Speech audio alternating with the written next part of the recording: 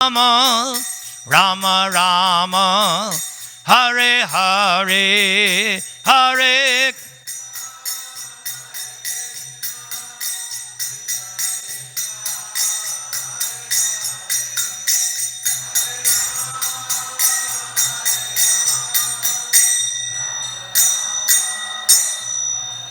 Vanchakalpatarubhyascha kripa sindhu Vyayeva cha patitanang Bhavanebhyo Vaishnavebhyo Namo Namaha Trinadapi Sunichena Tarar Iva Sahishnuna Amanina Manadena Kirtaniya Sadahari Hare Nama Hare Nama Hare Nama Iva Kevalam Kalo Nastyeva Nastyeva Nastyeva Gatir Anyata Hare Krishna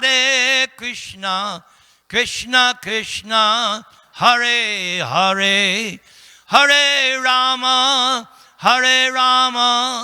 Rama Rama Hare Hare Om Namo Bhagavate Vasudevaya Om Namo Bhagavate Vasudevaya Om Namo Bhagavate Vasudevaya Dharma Svanushtita Pungsang Vishvaksena Katasuya Notpadayed Yadi Rating Srama Eva Hi Kevalam. So, 5,000 years ago, in a forest in India, Naimisharanya, there was a big congress of brahmanas and rishis and sadhus. And they were performing a sacrifice which they intended to do for 1,000 years. And the purpose of that sacrifice was to bless us, the people of Kali Yuga. Because these Brahmin sages, they knew that the age of Kali is a nasty age. In fact, there is one statement that the age of Kali is like an ocean of bad things. And it gets worse and worse and worse. But don't worry, we have the remedy. That will be explained. So, the leader of the assembly was Shaunaka Rishi, very established, seasoned, saintly person. And they selected Sutta Goswami to be their speaker, like the temple has elected me to be the speaker today. And Shaunaka, representing the hundreds and hundreds of saintly persons, posed 6 questions to Sutta Goswami.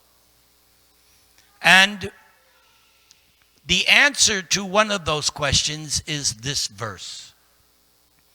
So Sutta Goswami, the first word, everybody say dharma. Everybody say dharma. Come on, get involved. You'll get more out of it. So most of the time, dharma is translated as religion.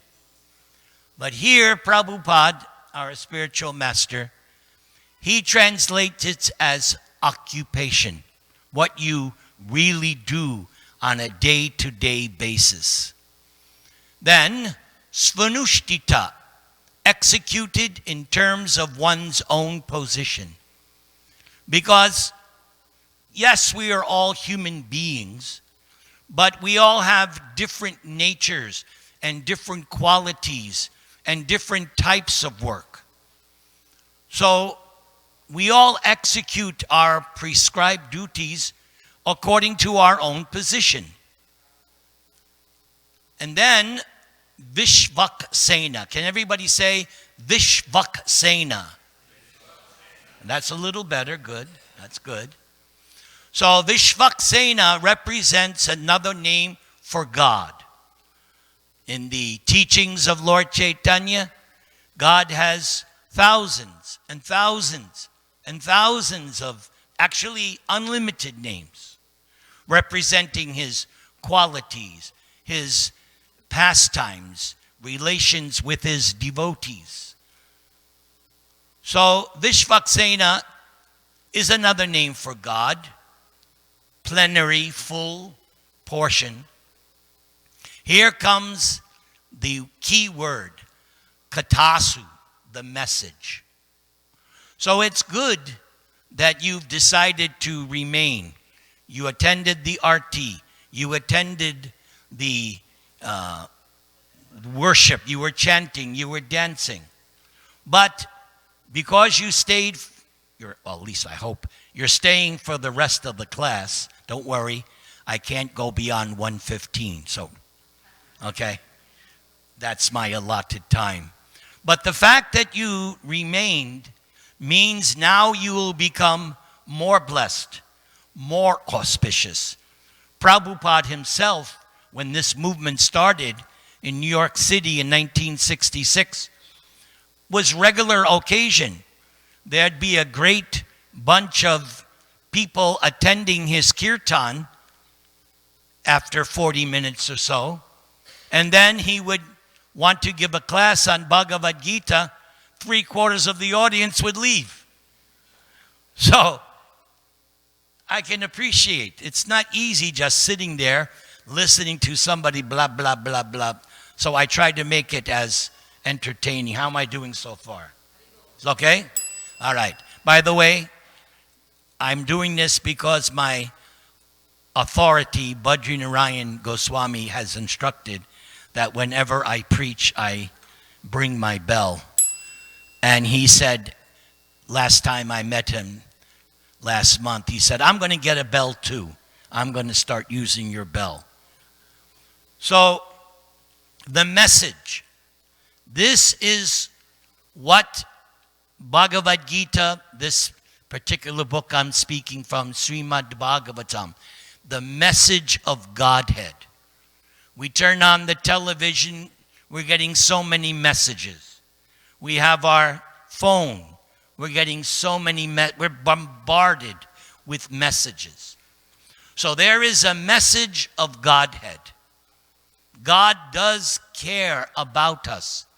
God has not abandoned us. He has left his message. As Naikatma Prabhu was saying, Bhagavad Gita is Krishna's direct message, personally, spoken, line after line. Sri Bhagavan Uvacha, the Supreme Lord, the Blessed Lord said. So the Bhagavad Gita is full of the message. And also this Srimad Bhagavatam is the message of Godhead spoken by so many numerous devotees. So, Sutta Goswami is telling these assembly that whatever you're doing, doesn't matter what your occupation is, it doesn't matter black, white, American, Indian, these designations don't matter.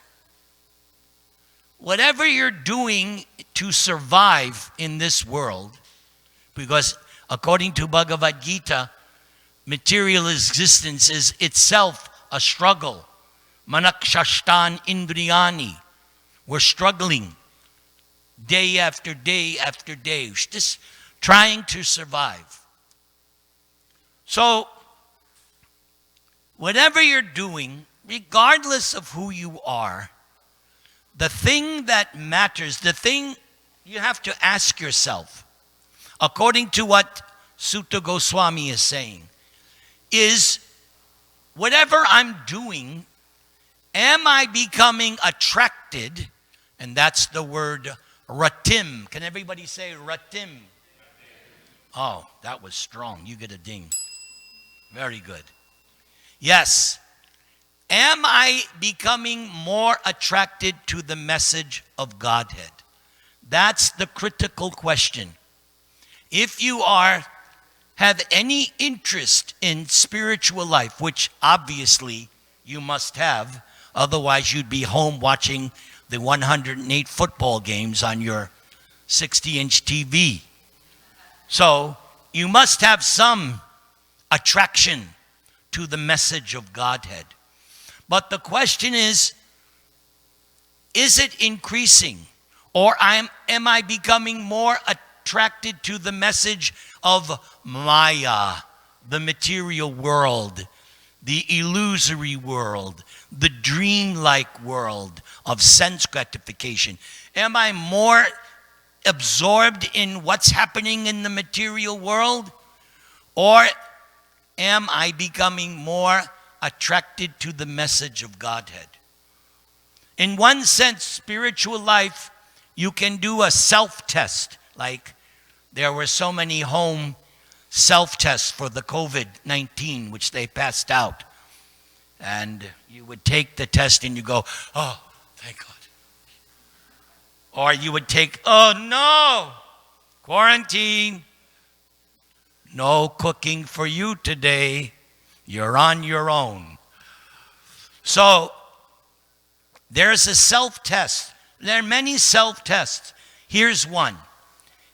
Honestly ask yourself, where, and I think this is, if I remember, this is sort of mentioned by Jesus in the Bible. Where does your interest lie? That's the question. What's your priority? We hear this word life a lot. Prioritize your life. Right now, life is so complicated. So you're forced to make priorities.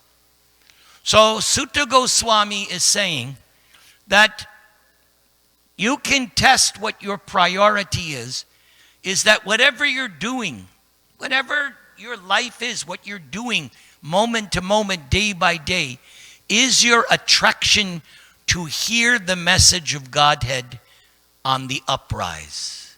That's the question. So here is Prabhupada's translation. And then before I go there, the last line, the heavy line of this verse. Everybody repeat. Shrama eva hi kevalam. Wow, I'm going to you guys did good there. That was a whole line. 3 rings. Excellent. But that line is heavy. Sutta Goswami is guru. So guru means heavy. Sometimes sadhu means one who cuts. So sometimes the language is strong. So Shrama Evihi Kevala means whatever you're doing, if it's not increasing or provoking an attraction for hearing about God, you're wasting your valuable human form of life. Because human form of life is rarely gotten. Sudurlaba. What's that song? Bhaja Hare Mana Sri Nandanandana Abhaya Charanara Vindare Durlaba Manava Janma. There it is. Durlaba Manava. Human birth is rarely gotten. If you accept the science of reincarnation, science, just as valid as any other science, the science of God. So according to the science of samsara, or reincarnation, there are 8,400,000 different kinds of bodies that you can get. Yes, it's good. Trust me, I'm 72. You're going to one day realize, I'm glad I'm not what I see in the mirror. That's not me. That's the first lesson of Bhagavad Gita. Trust me, when I look in the mirror, right? But I go, oh, but that's not you. Thank you, Bhagavad Gita. That's not me.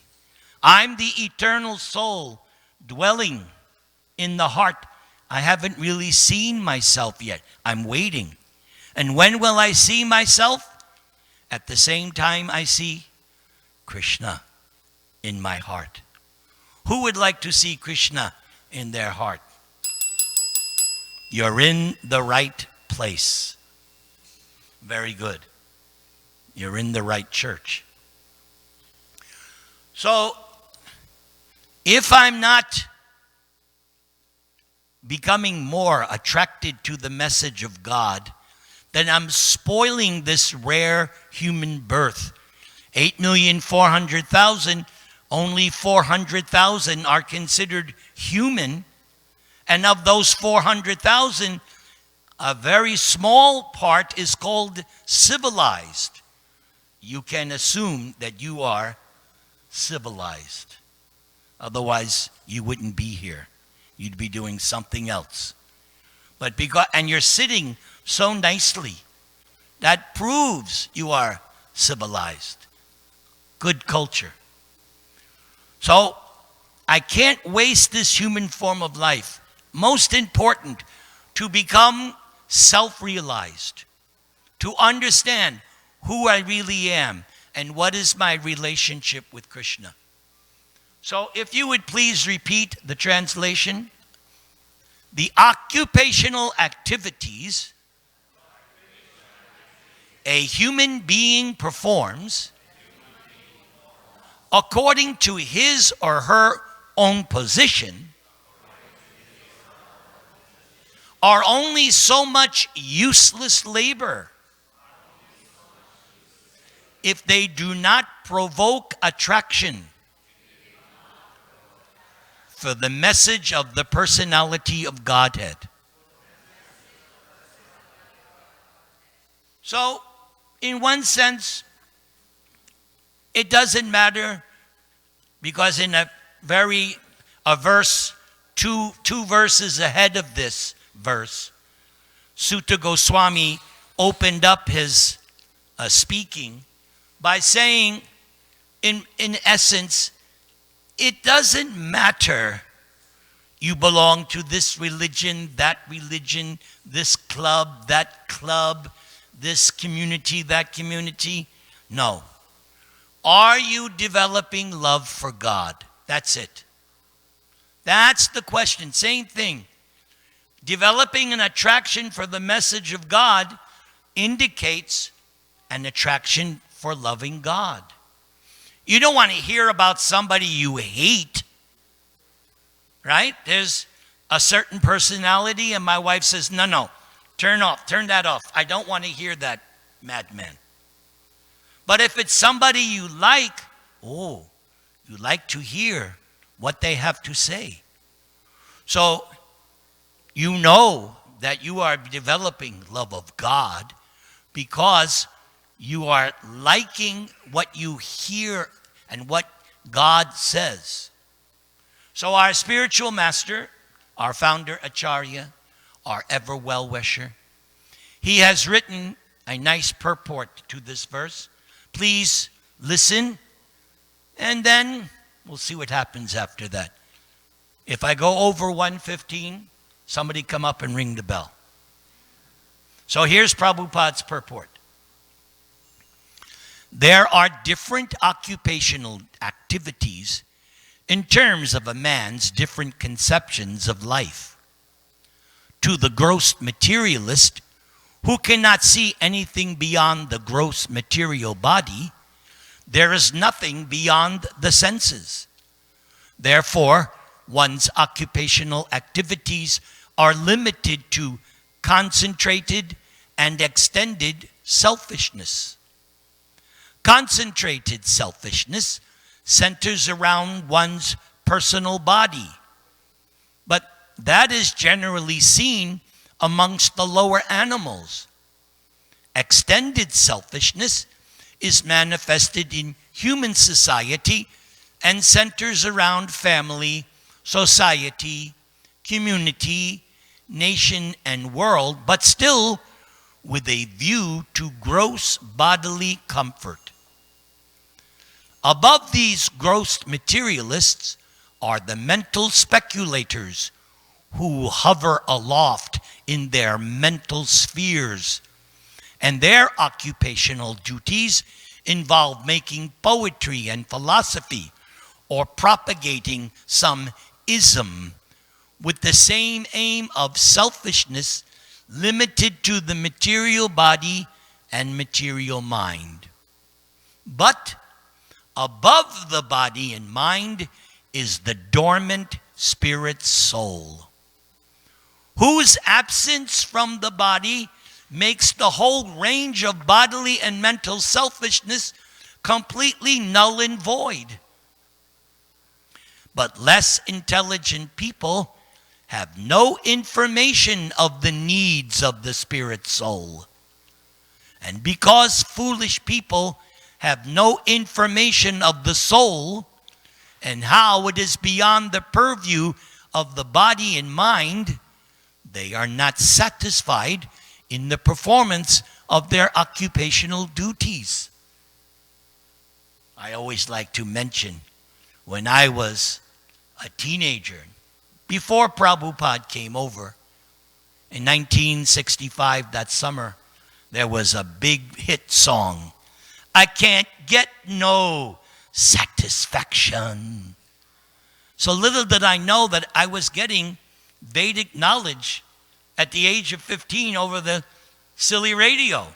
But then when I started reading Prabhupada, oh, that's actually a Vedic truth. There is no satisfaction in this material world. Yes. So the question of the satisfaction of the soul is raised herein. For the self is beyond the gross body and subtle mind. The soul is the potent active principle of the body and mind. Without knowing the need of the dormant soul, one cannot be happy simply by the emolument, the compensation of the body and mind. You've all had that experience. You've eaten nicely. You've taken nice rest. You maybe enjoyed some outing. And then you come home. What's next? You don't feel full. It's like, I've had that experience. The Sunday feast comes. I eat 3 plates. And then when I get home, I want a little more. As you can see. So that's a problem in material existence. You're never satiated. The body and mind are but superfluous outer coverings for the spirit soul. But the spirit soul's needs must be fulfilled. Now Prabhupada gives an example. Simply by cleansing the cage of the bird, one does not satisfy the bird.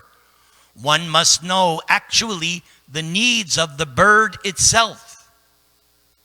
So that's interesting that Prabhupada uses that analogy, because in the Upanishad there is that analogy that there are 2 birds sitting on a tree of the body. One is me, the living soul, and the other is Krishna, who is also in my heart. And your heart too. I don't have a monopoly. Everybody has Krishna in their heart. Even if they don't even know about Krishna. Even if they reject Krishna. Too bad. Krishna is still in your heart. So you might as well make friends with Krishna. So this example of 2 birds, this is where Prabhupada is getting this. So he says, the need of the bird, you may take care of the cage, meaning you may take care of the body, but what about you? What about the soul? That needs to be taken care of. That's why we come to the temple. That's why we chant this Hare Krishna Maha Mantra. Everybody. Krishna. I don't hear you.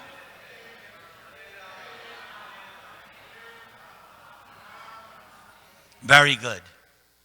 Yes, it needs that Hare Krishna mantra.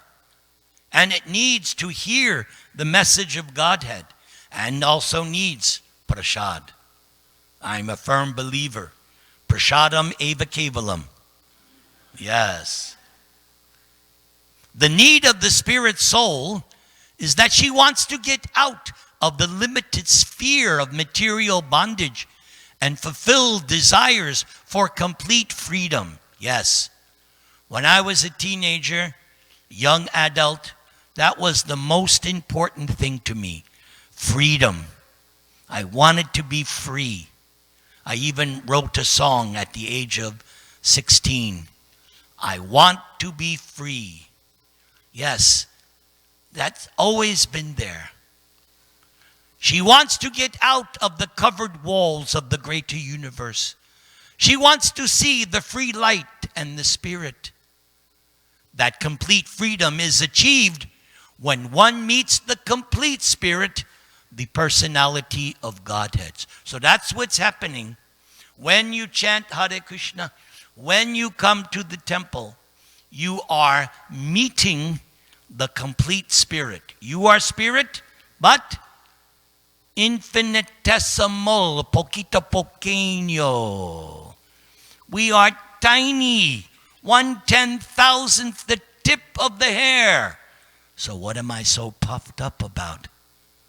I'm just a little particle. But Krishna, God, is the complete spirit, the complete fire, emanating so many sparks. Or my best example, right now, the sun is blazing high in the sky on this Los Angeles Sunday. But there are billions and billions and billions of sun rays.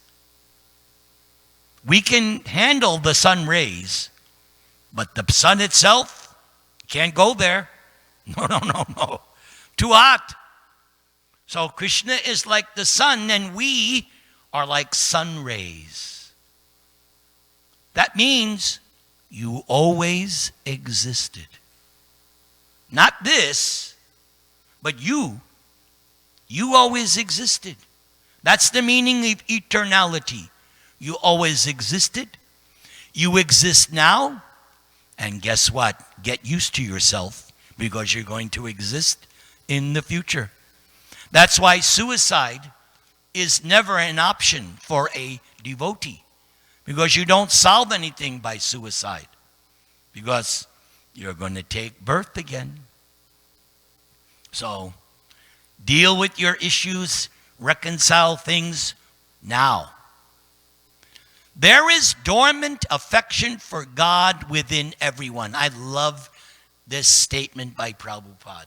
This is a main principle that I love, and I embrace this. Dormant affection for God is within everyone. I know when I look at some people, like my neighbor where I live, and I go, I don't know how it is, but it says here, affection for God is within everyone. Even in, like where I live, I call it dog loca. I live in a 400-unit apartment complex. Everybody but me has a dog. Some people have two. And you see them 3 times a day, just a walking the dog. And so, most of the dogs are nice. I always say, Hare Krishna, doggy. But some, it happens. So I have to think, dormant love of Krishna is also there.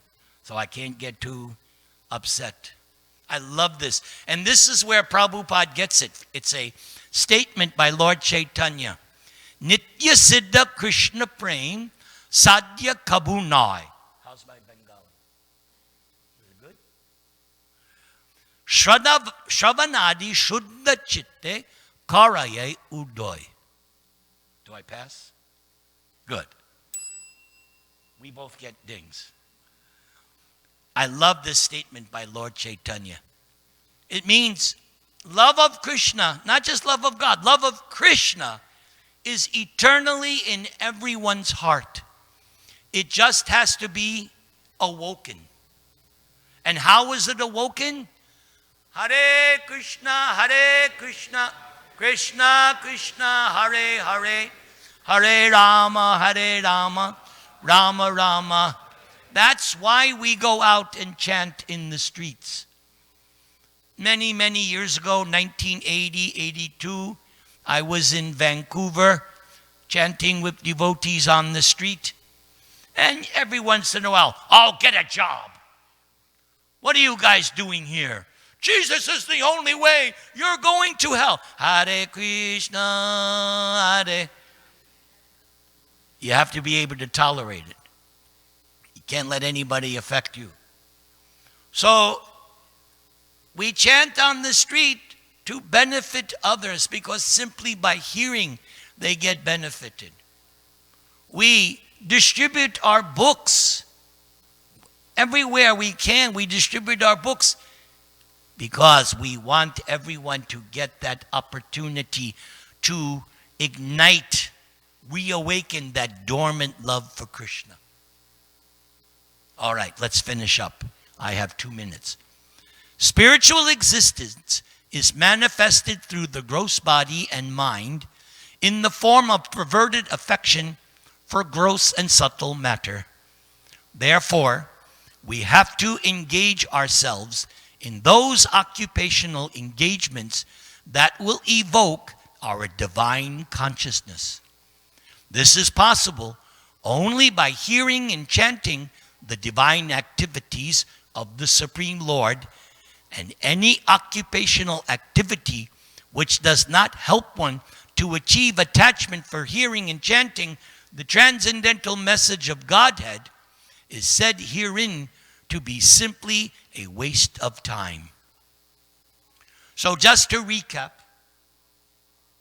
a person who properly performs his or her regulative duties according to Varna and Ashram, but does not develop dormant attachment for Krishna or awaken a taste for hearing and chanting about Krishna, is certainly laboring fruitlessly. Class is dismissed. I'm right on time. Prashad is waiting. If you want blessings, you can come up and get blessings. In the meantime, I'll see you next month. Thank you very much. All glories to Srila Prabhupada. Hare Krishna, Hare Krishna, Krishna Krishna, Hare Hare, Hare Rama, Hare Rama, Ram, Ram, Hare.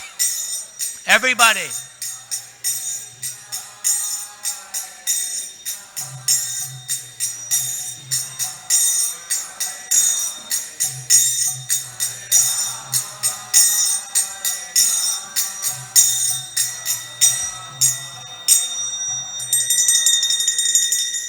Take prasadam to your full satisfaction. Hare Krishna.